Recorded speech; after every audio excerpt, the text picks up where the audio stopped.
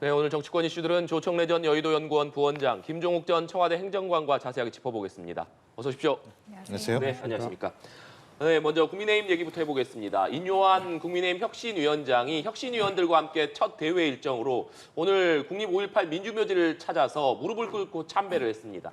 인요한 혁신위가 첫 일정으로 광주를 찾아서 5.18 묘지, 마치 김종인 전 비대위원장을 떠올리게 하는 것처럼 무릎을 꿇고 참배하는 모습을 보이기도 했는데 어떤 의미가 있다고 보십니까? 일단 그 인요한 위원장이 절박성을 표시한 행위라고 저는 봅니다. 그러니까 이제 우리 국민의힘이 예전부터 당이 어려움을 처할 때 또 큰 변화를 꾀할 때 특히 중도 확장 전략을 꾀할 때 보여왔던 일관된 흐름이 있거든요. 박근혜 전 대통령이 당 대표 시절에도 호남 중시 전략, 서진 전략을 폈었고요. 지금 말씀하신 것처럼 김종인 비대위원장 시절에도 호남 중시 전략, 서진 전략을 폈습니다. 그래서 혁신위원장의 첫 번째 행보라는 것은 뭐 잘 아시는 것처럼 굉장히 중요한 정치적 메시지를 담고 있지 않습니까? 국민의힘이 스스로 기득권을 내려놓고 변하지 않으면은 안 된다. 지금보다 훨씬 더 과감하게 변화해야 된다라는 것을 상징적으로 보여준 것이고요. 또 개인적으로 볼 때는 인요한 위원장이 전남 순천 출신 아닙니까? 본인이 젊었을 때 광주 시민군의 그 영어 통역도 하고 했으니까 아마 개인의 소회도 굉장히 각별했을 거로 봅니다. 그래서 뭐 정치적인 메시지 또 개인적인 소회 이런 것들이 다 국민들에게 던지는 의미가 분명하게 전달되지 않겠나 이렇게 생각합니다. 네, 민주당에서는 오늘 인요한 위원장의 5.18 묘지 방문에 대해서 상당히 박한 평가를 내놨더라고요. 보여주기식 혁신은 안 된다. 뭐 이런 반응을 내놓기도 했던데 어떻게 보십니까? 그런데 혁신위원회가 꾸려지게 된 가장 중요한 이유가 강서구청장 선거에서 완패하면서 수도권 민심을 확인해서 국민의 스스로가 변해야 된다라고 하는 이유 때문에 혁신위가 꾸려진 것 아니겠습니까? 그럼 패배의 원인이 가장 중요한 거 아니겠어요? 패배의 원인은 누가 뭐라고 하더라도 대통령의 국정 운영에 대한 국민의 심판입니다. 그렇다면 그 문제가 가장 핵심적인 원점이어야 되는데 인요한 혁신위원장이 광주로 내려갔습니다. 광주에 내려갔다는 이유는 뭐냐면 민주주의를 지키려고 싸웠던 분들 앞에서 맹세를 한다는 얘기인데 그럼 현 정부가 지금 민주주의적인 방식으로 국정을 운영하고 있는지에 대해서 국민들이 지금 의문시 되고 있잖아요. 그럼 내려가기 전에 이러이러한 국정 운영 방향에 대해서 전환하자고 대통령에게 제안을 하겠다라고 내려간다면 전 이해를 하겠어요. 아까 말씀하신 것처럼 김종인 비대위원장 내려갔었죠. 이준석 전 당대표도 내려갔었죠. 윤석열 전 대통령도 과거에 내려갔습니다. 이번에 인요한 혁신위원장도 내려갑니다. 그 내려간 2년 동안 변한 게 뭐가 있습니까? 매번 와서 소위 잘못하면 만병통치약처럼 망월 묘지에 가서 무릎 꿇는다고 문제가 해결되겠습니까? 그러니까 국민들은 또 광주 시민들은 진정성을 신뢰할 수 없는 겁니다. 실천하고 내려오셔라. 전 그래도 믿기 어려울 거라 생각이 드는데 아무런 실천 없이 내려오신다면 다 제가 볼 때는 쇼라고 생각하겠죠. 예, 앞서 당에 필요한 쓴 약을 만들겠다라고 밝혔던 인요한 혁신위원장이었는데 가장 먼저 대사면과 영남 중진 험지 출마론을 꺼내 들었습니다. 인 위원장의 처방 어떻게 보셨는지요? 근데 뭐 많은 요구들이 있고 비평들이 있습니다만은 혁신도 순서가 있고 단계가 있습니다. 그죠? 첫 술에 배부를 수 없는 거죠. 그러니까 제일 처음에 뭐부터 하느냐 이건데 지금 인요한 위원장의 핵심 방향은 매우 메시지가 분명하게 드러납니다. 그러니까 첫 번째 핵심안이 당내 징계 사면 아닙니까죠? 당내 통합을 말씀하셨고 그다음에 첫 일정으로 5.18 묘역 참배를 한 것은 바깥 외부의 통합을 말씀하신 거거든요. 그리고 그 간간히 영남 중진들의 수도권 험지 출마를 얘기했습니다. 그러니까 당내 통합에서 당외 통합으로 가고 영남당 이미지를 벗어서 수도권 또 중도 민심과 수도권 민심에 어필하겠다라는 분명한 메시지 방향과 전략을 갖고 있다고 저는 생각합니다. 그러니까 지금 며칠 안 됐지만 인요한 위원장의 행보를 보면 인요한 위원장이 2달 동안 뭘 하려고 하는지가 분명하게 드러났습니다. 그래서 지금부터 혁신위원회의 중요 안건이나 방향은 새로운 게 아니고 제가 볼 때는 지금 내놓은 큰 흐름을 어떻게 구체화시켜서 당내에 반영시키느냐 하는 데 집중이 될 것 같아요. 그게 결정이 되고 나면 그런 부분들이 청구선 기획단이라든가 인재영입위원회에도 반영이 되어서 당의 큰 그림을 그리는 데 이바지하지 않을까 이렇게 봅니다. 예, 어떻게 보셨는지요? 뭐 일단 말씀하신 두 가지 약을 쓴 것 같아요. 단약과 쓴 약을 쓴 것 같은데요. 근데 단약은 이제 대사면이라고 얘기하는 건데 저는 대사면이라는 용어 자체가 말이 안 된다고 생각이 들어요. 그러니까 징계를 한 거잖아요. 그 징계를 철회하는 거죠. 사면한다는 얘기는 징계자에게 너 잘못한 거 인정하라는 얘기거든요. 그래서 왜 이걸 대사면이라고 얘기하는지 모르겠어요. 그러니까 소위 윤리위원회에서 징계를 했습니다. 징계를 한 것은 아주 정당하다라고 얘기하고 정당한 죄에 대해서 이제 일정한 시간이 지났으니까 철회해달라고 요청을 하는 건데 전 이 얘기를 듣는 당사자 입장에서는 죄를 인정하라는 얘기밖에 안 되기 때문에 줄 때는 본인들이 단약이라고 생각할지 모르겠습니다만 오히려 받는 입장에서는 단약으로 느낄 수 없을 거라는 생각이 하나 들고요. 또 하나 이제 영남 중진 험지 출마론 같은 경우도 마찬가지인데 그러니까 중진들에게 헌신하라 이런 뜻인 것 같습니다. 근데 제가 아까도 말씀드렸습니다만 그 이전에 1년 3개월 동안 왜 대통령의 국정운영 긍정평가가 30% 박스권에 갇혀 있는지에 대해서 이 문제를 풀지 못하면 영남 중진 출신들이 수도권에 올라온다고 해서 이분들을 수도권에 있는 국민들이 찍어주겠습니까? 그러니까 전제 조건이 해결돼야 됩니다. 지금까지 1년 3개월 동안 국정 운영에 대해서 비판적인 국민에게 우리가 이러이러한 점이 잘못됐고 이러이러한 방향을 바꾸겠습니다라고 얘기하는 그런 결연한 의지가 없다면 이건 대사면이든 아니면 영남 중진 험지 출마론이든 이런 것들이 국민에게 먹히기 어렵다라는 생각이 들기 때문에 뭐 인요한 혁신위원장 입장에서는 저는 고육지책이라는 생각은 들긴 합니다. 이런 방법밖에 없다고 생각이 들지만 저는 인요한 혁신위원장이 성공하기 위해서는 대통령에게 직언을 해야 됩니다. 간언을 해야 됩니다. 대통령이 바뀌지 않는 한 제가 볼 때는 백약이 무효하다고 생각해요. 네.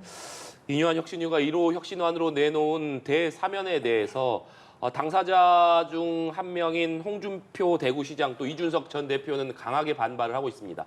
김종욱 전 행정관께서 조금 전에 말씀해 주셨지만 홍준표 시장 같은 경우에는 이것이 징계 취소 사안이지 대통령의 권한인 사면이라는 용어를 쓰는 게 무슨 의미이냐라고 얘기를 하면서 강하게 반발을 하며 또 김기현 지도부를 향한 강도 높은 비판을 쏟아내고 있는데 이준석 전 대표도 반발하고 있습니다만 특히나 홍준표 대구시장은 더욱 강하게 반발하는 것 같습니다. 지도부에서는 조금 불쾌한 반응을 보이기도 했는데 이 상황은 어떻게 봐야겠습니까? 좀 논평하기가 좀 곤란하긴 한데요. 말씀을 드려보겠습니다. 일단 이준석 전 대표하고 홍준표 시장께서 하시는 말씀은 일단 당에 대한 뭐 걱정, 염려, 뭐 그 진심이라고 보고 네. 그걸 전제로 제가 말씀을 좀 드리겠습니다. 이준석 대표는 지금까지 당내에서 보면은 명확한 비주류였어요. 그러니까 윤석열 정부의 대통령실, 당 지도부와 대립각을 세우면서 정치적 입지점을 만들어 왔고 또 그것이 그렇게 해서 시작되다 보니까 정치적 선택지가 많이 넓어졌습니다. 뭐 최근에는 언론에서 뭐 신당설, 뭐 대구 무소속 출마설, 뭐 기타 등등을 많이 내놓고 있지 않습니까? 그래서 선택지를 넓히면서 정치적 행보를 가속화해 왔는데 만약에 혁신위가 제안한 대사면이라는 걸 받아들이면 정치적으로 계산해 볼 때는 이준석 전 대표의 정치적 입지가 굉장히 협소하게 줄어들 겁니다. 아마도 본인의 지역구였던 서울 노원병 출마 정도로 줄어들 수 있기 때문에 이거는 뭐 대중정치인이 원하는 방향은 아닙니다. 대중정치인은 계속 메시지거리를 만들고 대중들에게 노출되고 선택지를 넓혀가는 행보를 하기 마련이거든요. 이준석 대표의 행보의 저변에는 그런 정도의 계산이 있는 것 아닌가 하는 생각이 들고요. 홍준표 시장의 경우에는 뭐 제가 볼 때는 좀 김기현 대표 체제에 대한 서운한 마음이 그대로 여과 없이 노출되는 것 같아요. 그러니까 사감이 좀 있는 듯한 느낌이 듭니다. 왜냐하면 10개월 당원권 정지라는 징계 자체가 수해 골프 때문에 있었잖아요. 이 부분은 본인의 기책 사유도 무시할 수 없거든요. 그런데도 저렇게 강하게 원색적으로 반발하시는 걸 보면서 조금 어른답지 못하다는 느낌이 드는 측면도 솔직하게 있습니다. 그래서 어쨌든 두 분 다 정치적 활로와 선택지를 넓혀가는 쪽으로 방향을 잡아가는 거 아닌가. 그런 면에서 당 차원에서 볼 땐 좀 아쉬움이 있다 이 말씀드립니다. 네. 이렇게 이준석 전 대표, 홍준표 대구시장이 부정적인 반응을 보이고 있는 것과 관련해서 인요한 위원장이 지난 주말에 저희 연합뉴스 TV에 출연을 했습니다. 당사자들을 만나서 마음을 풀게 할 것이다 이런 얘기를 했는데 이준석 전 대표 같은 경우에는 오늘 아침 인터뷰를 보니까 모르는 번호는 전화 받지 않는다. 이뇨한 위원장을 만날 것이냐는 질문에 상당히 좀 부정적인 반응을 보이더라고요. 어떻게 전망하십니까? 이제 아까 말씀드렸습니다만 만나는 순간 본인의 징계 행위에 대해서 정당한 징계라고 인정을 해야 되는 부분이 분명히 있습니다.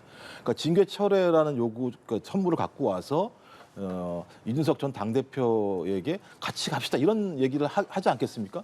전 그런 내용들이 오게 된다면 이준석 전 당대표 입장에서 내가 어떤 당에서 취한 행동에 대해서 잘못을 인정을 하고 통합의 길을 간다는 건 소위 자신의 정치적인 활로나 선택지를 당에 남는 걸로 인정할 수밖에 없는 측면이 분명히 있는 거죠. 아까 말씀하셨던 것처럼 홍준표 대구시장 같은 경우는 본인은 이번 그 국회의원 선거에 나오지 않기 때문에 국회의원 선거에서 패배했을 때 봐라 이제 패배한 사람들이 정치를 할 수 없는 거 아니냐. 그럼 나의 중심으로 정치가 펼쳐질 거다. 그러니까 내년 4월이 지나면 홍준표의 시간이 올 건데 왜 지금 나에게 그런 얘기를 하느냐라고 상당히 비판적인 입장을 취하는 것이고 이준석 전 당대표 같은 경우도 12월, 1월 어떤 대결단이라는 얘기도 미리 했기 때문에 자기의 정치적인 활로와 방법, 방향들은 매우 많은 상황인데 그런 어떤 당의 어떤 제안이라고 하는 건 나의 정치적인 활로들을 줄이려고 하는 거 아니냐. 말씀하신 것처럼 노원이라고 하는 지역으로 나를 줄이려고 하는 거 아니냐. 그렇다면 난 거기에 동의할 수 없다. 자기의 정치를 하겠다라고 두 사람은 얘기를 하고 있는 것 같아요. 저는 그래서 저도 이 정도 얘기가 나오기 전에 이뇨한 혁신위원장이 이 두 분하고 사전 교감을 가졌어야 된다. 왜냐하면 좋은 얘기를 했다라고 이뇨한 혁신위원장은 말씀합니다만 이 내용이 오히려 당내 오히려 파장을 일으키는 상황이기 때문에 뭐 이뇨한 혁신위원장이 정치를 많이 하셨던 분이 아니시기 때문에 그럴 수 있을지 네. 모르겠습니다만 사전 정지 작업이 안 됐기 때문에 오히려 소위 단약이 내부에서는 훨씬 더 큰 분란으로 작동하고 있는 것 같습니다. 예. 자, 그리고 인 위원장이 꺼내든 혁신안 중에 이 영남 중진 험지 출마론을 두고도 당내에서 지금 내부가 들썩이고 있습니다. 영남의 스타 의원들이 서울 등 험지에 출마해야 한다 이렇게 밝혔는데 지금 원내 111석 중에 절반이 넘는 56명이 영남권입니다. 현실적으로 가능하다고 보시는지요?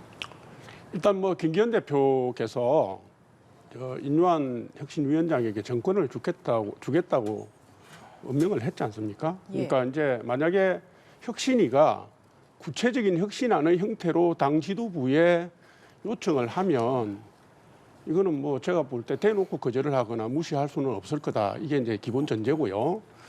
역대 총선을 보면 대략 한 현역 교체율이 35% 수준 정도 됩니다. 제일 높았던 때가 19대 때인데 그때는 47%의 현역이 교체가 됐어요. 지금 아까 말씀하신 것처럼 현역 의원, 국민의힘 현역 의원 111명 중에 약 절반인 56명이 지금 영남권 의원이잖아요. 그러니까 지금 역대 어느 총선보다도 그 국회의원의 기득권에 대한 국민들의 실망 정서가 높기 때문에 교체율이 예전 수준 이상 갈 수 있다고 본다면 지금 현재 영남권 의원들이 안전지대에 있다고 볼 수가 없어요. 그래서 특히 다선 의원들은 심리적으로 많이 불안할 겁니다. 근데 아마 뭐 부정적인 반응을 보이거나 거부감을 보이기도 하겠지만 이게 총선 시점이 점점 다가오면 이게 현실적인 여건에 따라서 여러 가지 결단을 내리시는 분들이 있을 거라고 봅니다. 공천을 못 받는 분도 있을 수 있고 불출마를 하시는 분도 있을 수 있고 혹은 험지 출마를 공언하시는 뭐 하태경 의원과 같은 결정을 내리는 분도 있을 수 있다고 보거든요. 그래서 이건 아마 시간이 좀 더 가야 될 것 같다. 그러나 혁신위의 요청이라면 아마 그 흐름을 거부하기는 힘들 거다 이렇게 봅니다. 예. 또 뭐 제가 볼 때는 국민적 감흥은 없는 것 같아요. 국민들이 볼 때 와 이거 대단하다라고 생각하시지 않으실 것 같아요. 왜냐하면 제가 말씀드렸습니다만 국민들이 요구하는 건 영남 지역에 있는 국회의원들이 수도권 출마하라는 얘기는 아닌 것 같습니다. 그러니까 제가 계속 말씀드립니다만 대통령의 국정 운영 방향을 바꾸라는 거가 핵심이라는 생각이 들고 저는 오히려 진짜 영남 중진 험지 출마론이 아니고요.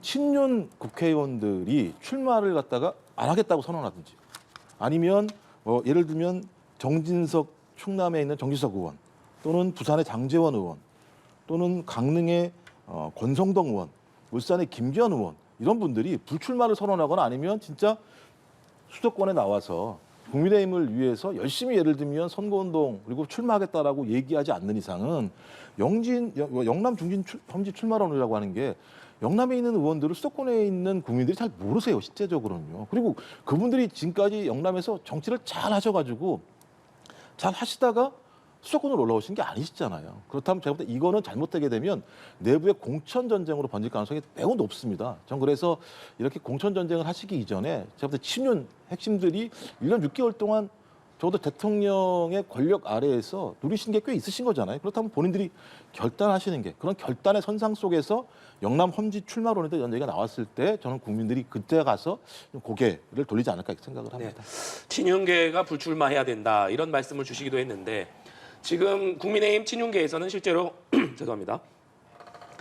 영남 중진 출마론에 대해서 친윤계에서도 약간 내부가 좀 요동치는 분위기가 좀 감지되는 모습이거든요. 이건 어떻게 해석을 해야겠습니까?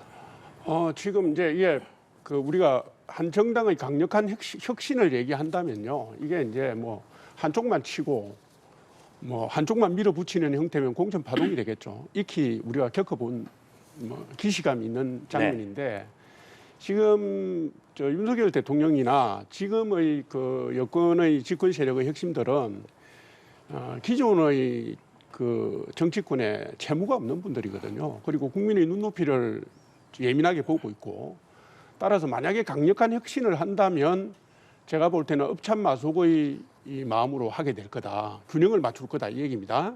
한쪽만 치는 것보다는 손 아픈 사이도 손절을 해야 되는 상황이 있을 수 있기 때문에 당내의 혁신 논의가 가속화될수록 지금까지 윤핵관이라고 불렸던 분들이나 집권 세력의 일부를 중요 기능을 담당했던 분들은 신경이 더 쓰일 거다. 네. 그분들도 지금 국민들로부터 요구받고 있는 혁신의 칼날을 피해가기는 힘들 거다 이렇게 저는 보고 있습니다. 네. 결국에는 이뉴한 혁신위원장이 영남권 중진뿐만 아니라 이른바 윤핵관이라고 불리는 친윤 핵심들에게도 조금 어떤 선택을 요구하게 될 것이다 이런 전망이신데 어떻게 보십니까? 그러니까 제가 볼 때 이건 대통령의 용단이 필요하다고 봅니다. 이게 되게 중대한 문제거든요. 그러니까 친윤계 핵심을 친다라고 얘기하는 건 대통령의 중대한 결심 없이는 그것이 전제가 되지 않으면 좀 불가능하다고 봐요. 지금까지 친윤계가 당을 중심으로 지금 운영을 해왔던 것이고 오죽하면 김기현 당대표 체제가 오기 전까지 얼마나 많은 논란들이 있었습니까?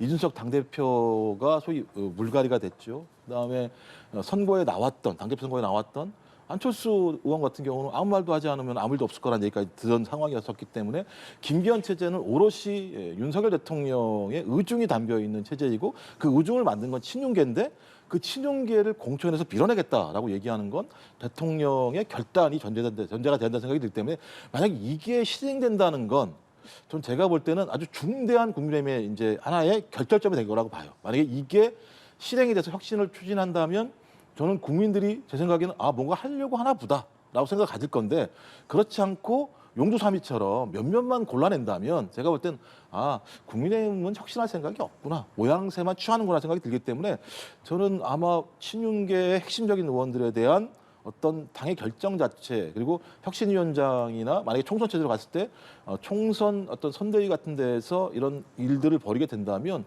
저는 이건 제가 볼 때는 매우 큰 파장을 일으킬 거라고 저는 생각을 합니다. 예.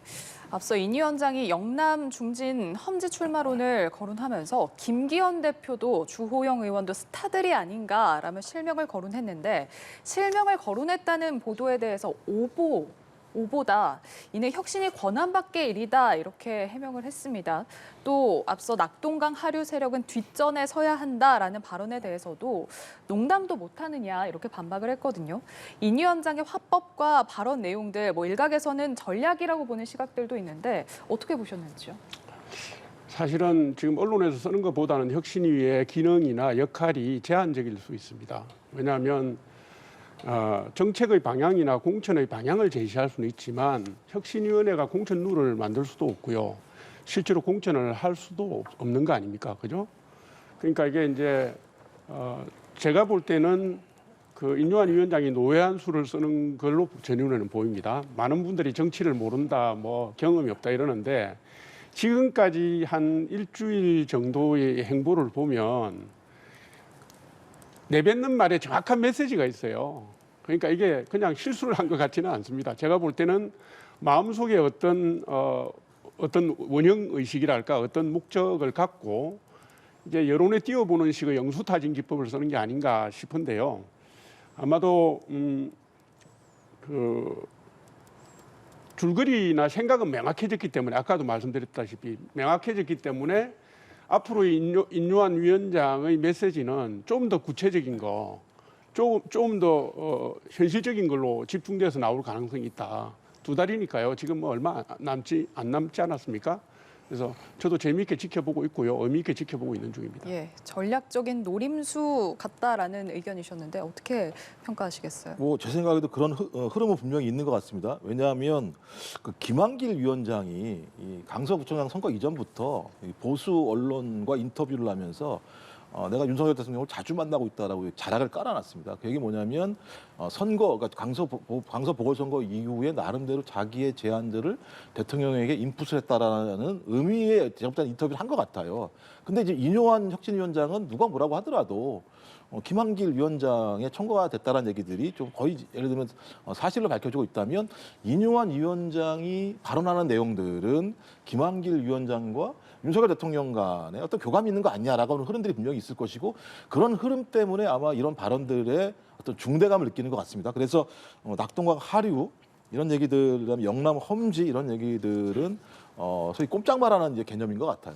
우리가 추구하고 있는 4월 선거까지의 전략적 계산 방법에 대해서 우리는 계산이 섰으니 우리가 하는 대로 가라라고 얘기를 저는 한다라는 생각은 분명히 듭니다. 하지만 우려되는 측면은 뭐냐면 과거에 국민의힘이 김은경 혁신이한테 비판했던 똑같은 내용입니다. 혁신은 실천으로 하는 겁니다.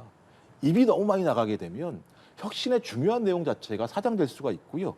오히려 싸움을 확전시킬 수 있는 측면이 분명히 있기 때문에 인요한 혁신위원장께서 김한길 위원장과 소통하신다면 제 생각에 혁신은 실천이다. 실천이 전제됐을 때 입으로 나오는 얘기가 힘을 간다. 지금까지는 제가 볼 때는 아까 말씀드렸던 대통령과 김한길 위원장 간의 관계 때문에 이런 부분들에 대해서 동의했던 것 같긴 합니다만 앞으로 진행될 시간도 그것으로 버틸 수 있을 것인가? 저는 거기에서 상당히 좀 의구심이 있습니다. 네. 주제를 좀 바꿔서요. 내일 윤석열 대통령이 국회에서 내년도 예산안 시정연설을 할 예정입니다. 그런데 시정연설에 앞서서는 국회에서 오부 요인과 여야 대표 사이에 사전 환담이 진행됩니다. 내일 처음으로 이 자리에서 윤석열 대통령과 이재명 대표가 만남을 가질 것으로 알려졌기 때문에 내일 이 만남에 큰 관심이 쏠리고 있습니다. 과연 내일 윤석열 대통령과 이재명 대표 간 비록 사전 환담 자리이긴 합니다만 처음으로 앉아서 제대로 된 대화를 나눈다는 것, 과연 어떤 의미 있는 대화가 좀 오갈 수 있을 것이냐, 여러 가지 얘기들이, 관측들이 나오고 있는데 원장님께서는 어떻게 보십니까? 작년 10월에 이재명 대표께서 아마 사전 환담에 불참하셨죠. 그러니까 이번에 하시는 건 다행이라고 생각하고요. 다만 그 자리가 오부 요인이 다 같이 앉는 자리입니다. 네. 국무총리, 뭐 대법원장, 헌법재판소장, 중앙선거관리위원장, 뭐 국회의장까지 앉아 있는 자리에 두 분이 따로 대화를 나눌 시간은 있겠는가? 저는 그건 좀 어렵다 보고요. 아마 총론 차원에서 경제를 위한 협치라든가 대한민국을 위한 협치, 또 민생 살리기에 힘을 합하자 정도의 총론 차원의 대화가 이루어지지 않을까 그렇게 짐작해 봅니다.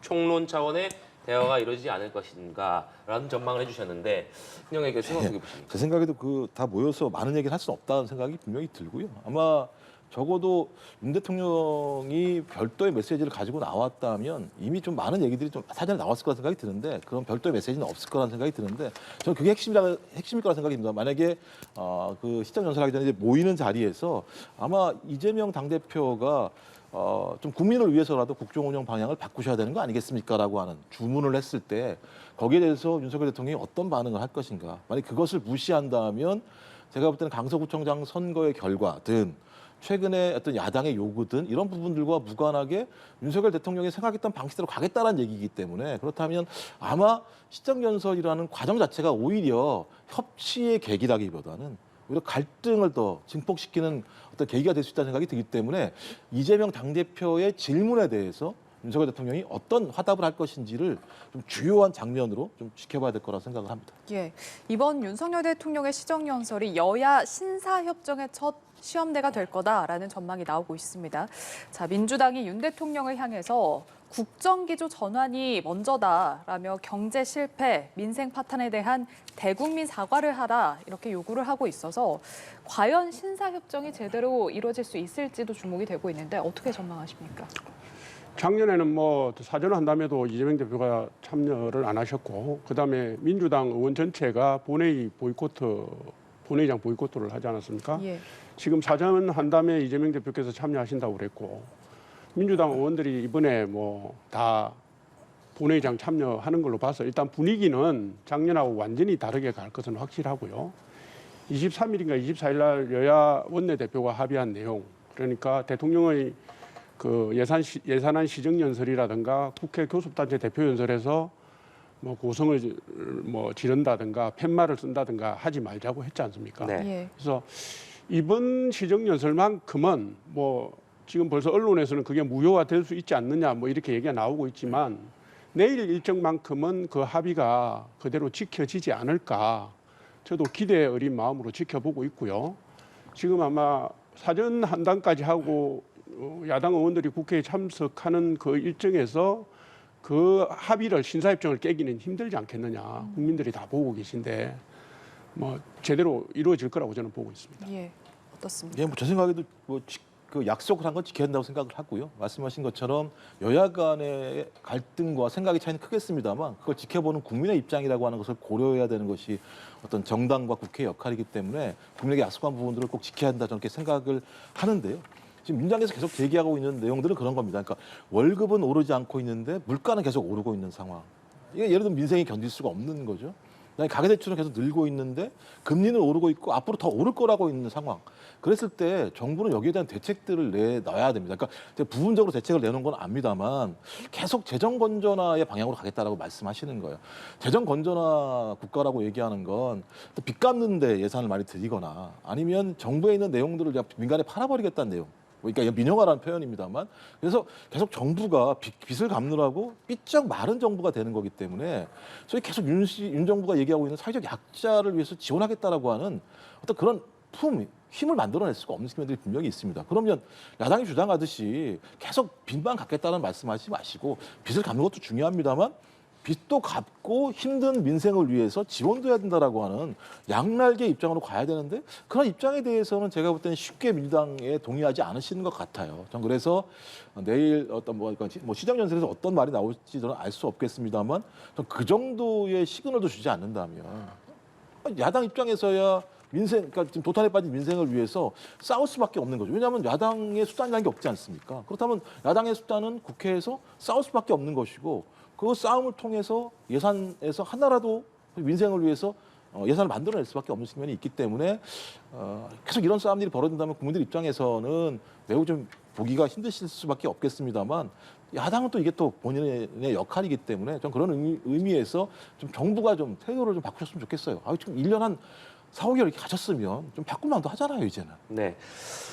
정부가 내년도 예산안을 넣고 너무 재정 건전성에만 매몰된다면 야당으로서는 싸울 수밖에 없을 것이다 이런 말씀을 주셨는데 내일 사실 대통령 시정연설이 있고 나면 본격적으로 예산 전국이 막이 오르기 때문에 민주당에서는 지금 행정관님께서 말씀해 주신 대로 민생, 국민 방치, 국민 포기 예산은 안 된다 이렇게 원안 그대로 절대 수용할 수 없다 이런 입장을 밝히고 있는 상황 아니겠습니까? 그렇기 때문에 연말까지도 여야 간 충돌이 예상될 수밖에 없고 법정 기한 내에 예산안 통과되는 것도 사실상 가능할 것이냐 이런 생각이 드는데 어떻게 전망하십니까? 그거는 뭐 기한을 넘길 수는 있겠지만 뭐 연말 끝까지 가지는 않을 겁니다. 왜냐하면 지금 이제 총선을 앞둔 마지막 네. 지금 국회고 예산 그 국회 아닙니까? 이게 이제 국회의원들이 가진 여러 가지 민원들이나 쪽지 예산들도 있고 또 통상적으로 그 국회 마지막 국회에서 이렇게 뭐 예산이 끝까지 가서 12월 31일까지 가서 이렇게 혼란을 겪는 경우는 거의 없었어요. 그래서 그런 지경까지는 가지 않을 거라고 보는 거고 또 야당 입장에서는 어려운 민생이나 서민 경제를 위해서 뭐 약간 확대 재정 정책을 펴자고 주장할 수도 있다고 봅니다. 그러나 이게 이제 코로나 전국 때와 같은 수준의 흐름에서 가는 거는 지금 도저히 용납할 수 없는 거거든요. 지금 윤석열 정부가 긴축 재정으로 가는 건 불가피하지 않습니까? 지금 국가 채무 규모도 그렇고 가계 대출도 지금 뭐 폭탄을 안고 있는 것이고요. 주요 선진국들이 다 지금 고물가 때문에 지금 금리를 올리고 있지 않습니까? 우리나라도 지금 물가 상승 압력에 지금 직면하고 있기 때문에 돈을 풀어서 가는 식의 확대 재정 정책은 어렵다. 그래서 이제 2005년 이래로 지금 처음으로 우리 내년도 예산안이 2.6%인가 2.8% 증가했던데요. 이게 지금 최저 증가율입니다. 약 20년 만에. 그 정책을 취할 수밖에 없는 것이고, 다만 이제 이렇게 정부 보조금을 삭감한다든가 입금 카르텔의 예산을 축소한다든가 하는 그 과정이 있었지 않습니까? 23조 원에 달하는 지출 구조 조정이 있었는데 이 과정에서 빠진 부분들이 있어요. 연구 예산안이 삭감됐다든가 뭐 소상공인 관련 예산이 삭감됐다든가 하는 측면이 있는데, 이거는 지금 국민의힘 지도부가 예산국회에서 여야 논의를 통해서 보완하겠다고 나왔기 때문에 그거는 국회가 보완을 하면 될 일입니다. 그래서 큰 틀의 흐름에서는 긴축 재정 건전화의 방향으로 갈 수밖에 없다. 그것은 윤석열 정부도 고통을 감내하고 가는 겁니다. 어떤 정부든지 적극 재정을 써서 쓰고 가면 편하죠. 근데 그렇게 하면 우리나라의 잠재 성장률이라든가 이게 다 문제가 생기니까 장기적인 관점에서 지금 조정에 들어가고 있는 거고요. 국민들께서도 다소 불만스러운 점이 있더라도 고통을 같이 공감하면서 국가 미래를 위해서는 좀 동참을 해주셔야 된다, 이렇게 봅니다. 네, 내년도 예산안에 대해서 두 분 의견도 이렇게 다르기 때문에 상당히 예산안 심사에서 험난한 길이 될 수밖에 없을 것 같은데 어떻게 보십니까? 제가 볼 때 길 넘길 것 같은데요. 이 정도 상황이라면. 왜냐하면 계속 국가채무 상승을 말씀하시는데, 국가채무 상승을 말씀하시면 왜 세수에 펑크가 나는지도 설명을 하셔야 돼요. 60조 정도의 세수가 펑크가 난다는 거 아닙니까? 대체적으로 부자 감세랑 법인세 인하 때문에 발생한 겁니다. 그럼 법인세가 인하를 시켰으면 경제가 성장하고 기업이 예를 들면 많은 부를 창출해내야 됩니다. 경제 성장률은 거의 최악의 상황입니다. 기업도 마찬가지입니다만 저희 불황형 흑자를 지탱하고 있는 상황입니다. 그러니까 제가 볼 때 전반적으로 경제가 지금 다운되고 있는 상황이거든요. 그러면 세수도 적게 들어오지요. 국가가 예를 들면 지금까지 재정도 예를 들면 확대적으로 쓰지 않기 때문에 여력은 줄어들게 되는 상황이죠. 그다음 결론적으로 누가 예를 들면 이 상황에서 혜택을 보겠습니까? 부자와 기업들만 혜택을 보게 되는 것이고, 가장 힘든 서민들과 사회적 약자들 같은 경우는 계속 힘들 수밖에 없는 상황입니다. 그런데 이 와중에 저희 우리 경제를 성장하게 했던 가장 중요한 R&D 같은 경우 예산을 삭감하지 않습니까? 잠재적 성장의 핵심적인 이유들은 R&D 투자를 통해서 성장을 만들어냈던 우리의 전통이 있는데, 이것을 예를 들면 줄이는 일들이 벌어지거나 아니면 또는 사우디 유학생에게는 유학비를 지원해 준다고 얘기하면서, 사실 제가 보니까 뭐 청년 내일 채움 공제 같은 경우 1조에서 6천억으로 줄어드는 일들이 벌어지는 상황. 그러니까 이런 예를 들면 상식적으로 이해가 안 되는 예산 편성에 대해서 국민들이 이해하기 어려운 측면들이 분명히 있다. 좀 그렇다면 이번에 좀 정부가 정확하게 설명할 필요가 있는 거죠. 그리고 올해는 그렇다고 하더라도 그러면 세수펑크라고 하는 부분들을 잘 예측을 해야 되는 거 아니겠습니까? 그러니까 온갖 구멍들은 다 보이는데 빚만 갚겠다고 얘기하고 그 빚을 갚을 돈에서는 또 다른 펑크가 나는 이런 반복적인 상황이 있을 때, 우리가 내년에도 이 정부에게 경제를 맡겼을 때 잘 될 수 있을 것인가 라고 하는 고민이 분명히 있다라는 측면에서 올해부터라도 좀 전향적인 태도를 통해서 예산의 어떤 잠정적인 변화들을 좀 보여주셨으면 좋겠다, 이런 바람이 있습니다. 알겠습니다. 두 분 말씀 오늘 여기까지 듣도록 하겠습니다. 조청래 전 여의도연구원 부원장, 김종욱 전 청와대 행정관과 함께했습니다. 고맙습니다. 고맙습니다. 감사합니다.